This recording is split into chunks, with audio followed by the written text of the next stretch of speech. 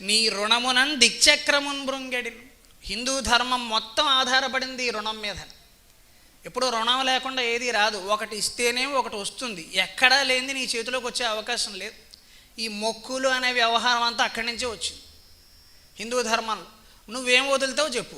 కాశీలోకి వెళ్ళి వంకాయ కూర వదిలేశారు. వంకాయ కూర వదలకపోతే నువ్వు అడిగిన కోరిక భగవంతుడు తీర్చడా?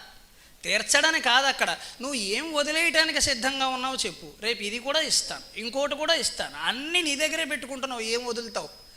ఈ చిన్న విషయాన్ని వదలలేని వాడివి రేపు ప్రాణం వదులుతావా? అది వదలవే. మళ్ళీ వంకాయ కూర వదలలేని వాడివి ప్రాణం వదిలేస్తావా? వదలవు కదా. అందుకని ఎప్పుడు సృష్టిలో ఒకటి ఇవ్వాలి అంటే ఒకటి పోవాలి. మహర్షులు తపస్సు చేస్తారు. వరాన్ని ఇచ్చేటప్పుడు కానీ శాపాన్ని ఇచ్చేటప్పుడు కానీ నీళ్లు జల్లుతారు. అంటే వారు సంపాదించిన కొంత తపశ్శక్తిలో నీళ్లు ధారపోసారు. ఇలాగ నీళ్లు ధారపోయడం ద్వారా కొంత నీ కోరిక తీర్చడంలో వినియోగం అయిపోయింది. మళ్ళీ తపస్సు చేసి సంపాదించుకోవాలి.